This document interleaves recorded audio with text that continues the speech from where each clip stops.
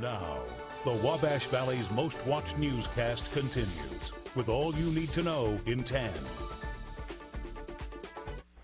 Officials in Terre Haute are working to shut down a local nightclub after large crowds and some recent crimes. Police say about 800 people were crammed in and around the 812 Event Center this past weekend near 6th and Wabash, a building they say is not safe enough to hold that many people.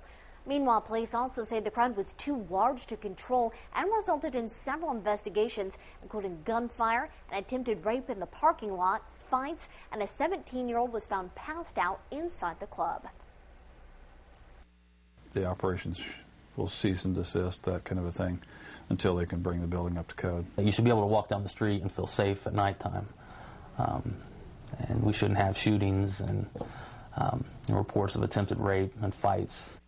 Now, the club is for all ages and does not sell alcohol, but police say because the teenager was found passed out inside the club and due to all the recent events, an investigation will continue.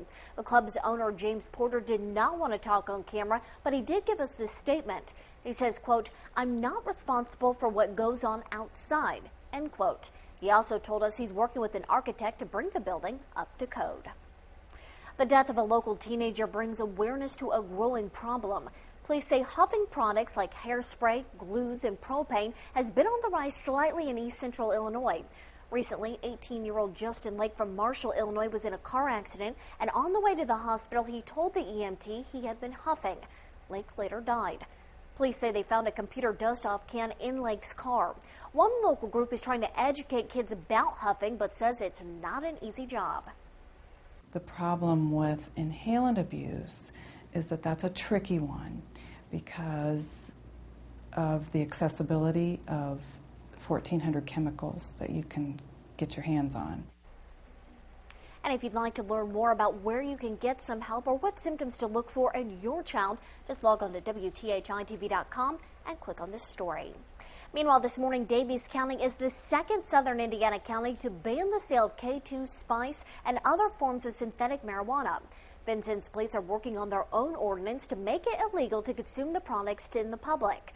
Local ordinances against the drug are going into place until state and federal laws can be enacted to control the substances. You know, the law usually catches up with them, but I think a lot of times science is out front and they come up with a compound that, you know, there's no law against it because it didn't exist. Hopefully if we get Indiana just saturated with this law and ordinance and we can move on out, maybe the federal government will help us with it.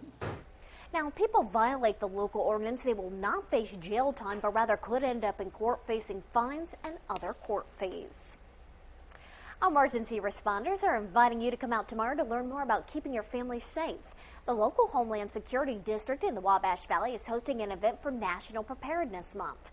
The Indiana Department of Homeland Security Director will speak at this event, and families can learn more about emergency kits and preparing for disasters. The event will take place from 10 in the morning until 2 in the afternoon tomorrow at Maryland Community Church, which is located on State Road 46 in Terre Haute.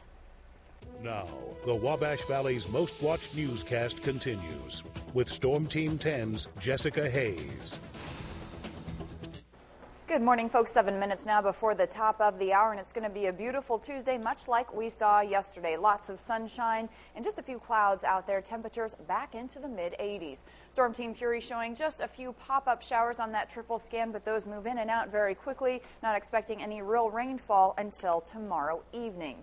Here now is a live look at your Vigo County Federal Credit Union tower cam. The temperature in Terre Haute holding steady at 62 degrees, although we do expect a warm up to 83 degrees for your daytime high today. So it's going to be a very nice day to be out and about. And again, lots of sunshine for your day today. Mid-60s to kick things off, mid-70s by your lunchtime, and mid-80s for your highs. Again, we have rain and thunderstorms in your forecast starting tomorrow and continuing through Thursday. Abby. And we do have a quick traffic note to pass along to you. Park Avenue is closed in the 4200 block near Mill Dam. Now that's in northern Vigo County. This closing is because of a vacant house fire. Wabash Valley authorities are asking for the FBI's help this morning in their search for a bank robber. Investigators say a man with a gun robbed the Terre Haute Savings Bank in Riley Saturday morning. Vigo County Sheriff's deputies say they believe the robber pulled into the parking lot, left for a few minutes, and then came back and robbed the bank.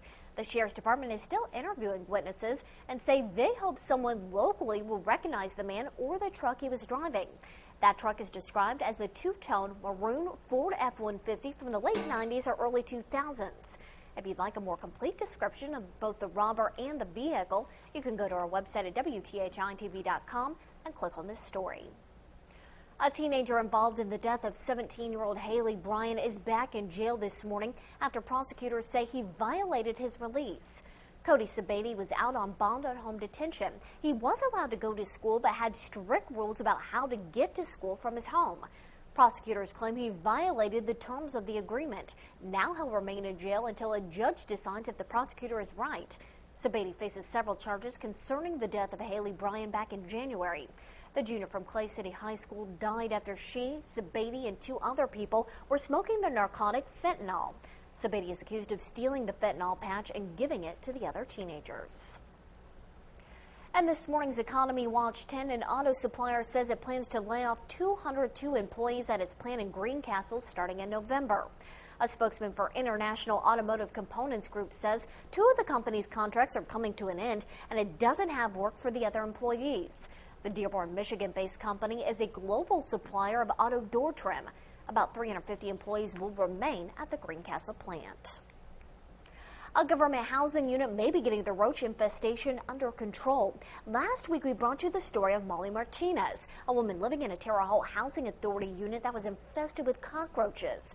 We spoke with Martinez yesterday. She says since our story aired, she's noticed a big difference. Exterminators have sprayed and fumigated several times in the past week, and while she says there are still roaches, there aren't as many as before. Exterminators were at her home again yesterday and plan on making visits every 2 weeks until all the roaches are gone.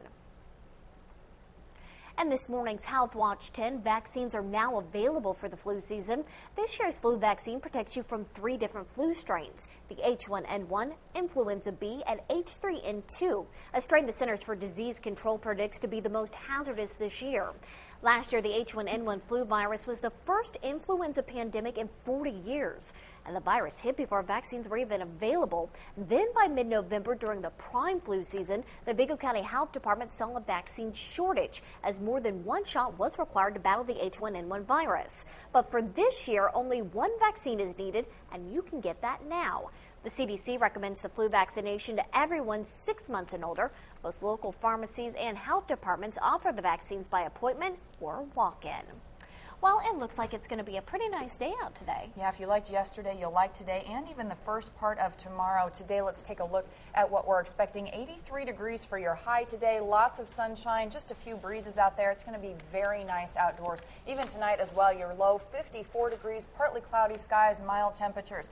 Now, tomorrow, we're back into the 80s with sunshine for the first part of the day, but by around late afternoon and early evening, we'll have showers and thunderstorms moving in. They'll stick around for your day Thursday and into Friday morning, but they should clear out Friday for your weekend. Very good. And like we said, you may need a jacket this morning, a little bit chilly, but not for the afternoon. Yes, exactly. Thanks, Jessica. That's it for News 10 this morning. We'll be back with more news and weather about 20 minutes. Thanks for watching. Have a great Tuesday.